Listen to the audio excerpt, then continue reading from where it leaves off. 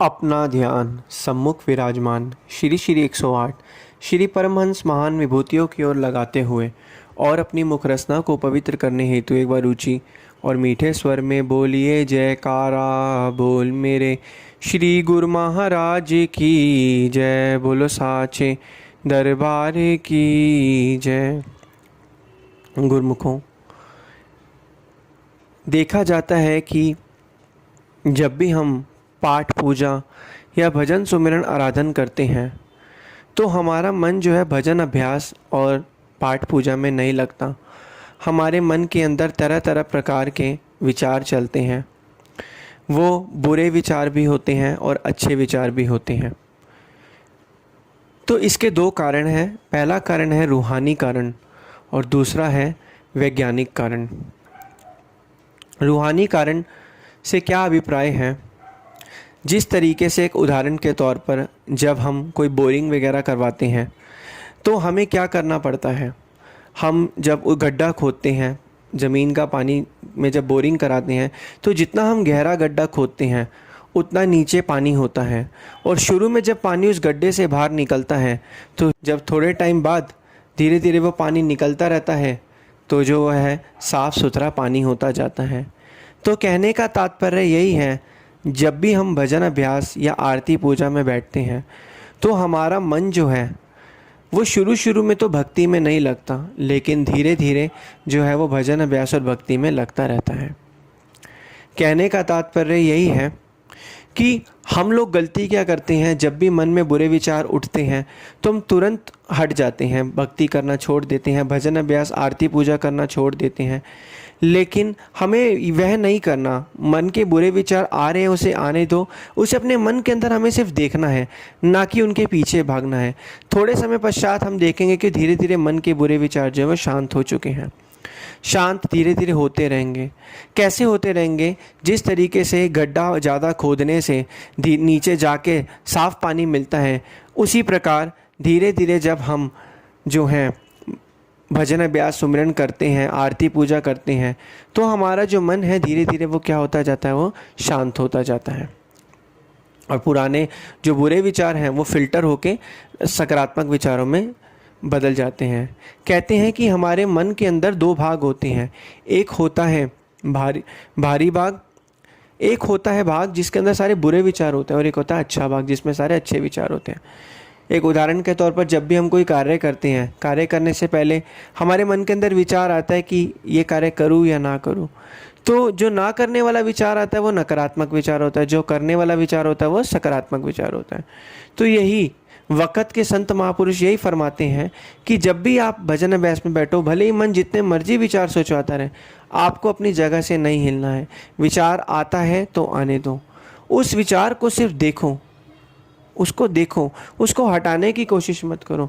जब हम उस विचार को सिर्फ देखते रहेंगे, उसको हटाने की कोशिश नहीं करेंगे, तो हमारा मन जो अपने आप ही शांत में धीरे धीरे सकारात्मक विचार हमारे मन के अंदर आते रहेंगे। और ये कब सकारात्मक होंगे? जब हम ज़्यादा से ज़्यादा भजन अभ्यास और आरती पूजा आराधन करते रहेंगे तो हमारे मन के विचार जो हैं ये धीरे धीरे सकारात्मक होते रहेंगे। एक बार की बात है, एक सेवादार था, वो सेवा करते थे। तो कहते हैं कि काम, क्रोध, लोभ, मोह, अहंकार, ईर्ष्या, द्वेष, तृष्णा, ये सभी मनुष्यों में होती हैं। और ये है सभी के, इसका जोर सभी पर होता है, लेकिन किसी पर इसका जोर अलग तरीके से होता है, किसी दूसरे पर इसका जोर अलग तरीके से होता है। जब मन के जो बुरे विचार भी जो चलते हैं वो हर एक मनुष्य के अंदर चलते हैं। कोई ऐसा मनुष्य नहीं है कि किसी पर ना चलते हों। तो यही कहते हैं कि जो काम, क्रोध, लोभ, मोह, अहंकार होता है, ये इंसान को जो है बिल्कुल ख़त्म कर देता है। और इंसान को ये चीज़ें जो हैं बिल्कुल ही अपना पूरा का पूरा जो है प्रभाव उस पर डालती हैं। तो अब इन चीज़ों से कैसे हटा जाए? तो एक बार की बात है, एक सेवादार था, वह सेवा करता था। जो भी उसे सेवा मिलती थी, जब उसे सेवा मिलती थी तो वह सेवा करता था और भगवान का शुक्र मनाता था, और हमेशा शुक्र मना के ही सेवा वगैरह जो है करता रहता था। लेकिन एक दिन जब धीरे धीरे जब वह सेवा करता रहा तो उसकी एक सेवा पक्की हो गई और उसके मन में अहंकार आ गया। तो जब अहंकार आया तो जब सेवा करता था जो भाव उसका पहले होता था वो भाव धीरे धीरे उसका ख़त्म हो गया। वो सोचने लग गया कि मैं ही प्रधान हूँ। और जब वह अहंकार आया तो उसके सारे भाव, पहले जब वह भजन अभ्यास करता था तो उसको आनंद मिलता था भजन अभ्यास करते टाइम, आंखों से आंसू आते थे सेवा करते समय। लेकिन जब उसके पास अहंकार आया, जब उसमें अहंकार आया तो ना उसके आंसू निकलना बंद हो गए, उसका जो भक्ति वाला भाव था वो भी बिल्कुल जो था ख़त्म हो गया। तो फिर उसने वक़्त के उन्होंने संतों महापुरुषों के पास गए, उन्होंने उनसे माफ़ी मांगी। उन्होंने कहा ऐसे ऐसे बात है, पहले मुझे भक्ति भाव आनंद मिलता था, वो आनंद नहीं मिलता। तो बाद में पता चला कि उसके अंदर अहंकार आ गया। उसने कहा मैं ही सबसे बड़ा हूँ। कहते हैं कि बड़ा बनने से कुछ नहीं होता, जितना आनंद छोटा बनने से मिलता है उतना सबसे सही रहता है। फिर वक़्त के संतों महापुरुषों से जब उसने माफ़ी मांगी तो बाद में उसे यह पता चला कि अहंकार जो है किस तरीके से जीव को बर्बाद कर देता है। तो यही है रूहानी कारण। कि रूहानी कारण क्या है कि जितने भी काम क्रोध लोभ अहंकार की अग्नि है, हमें इससे निकलना है। किस चीज़ से? भजन अभ्यास करके। एक कारण होता है वैज्ञानिक कारण।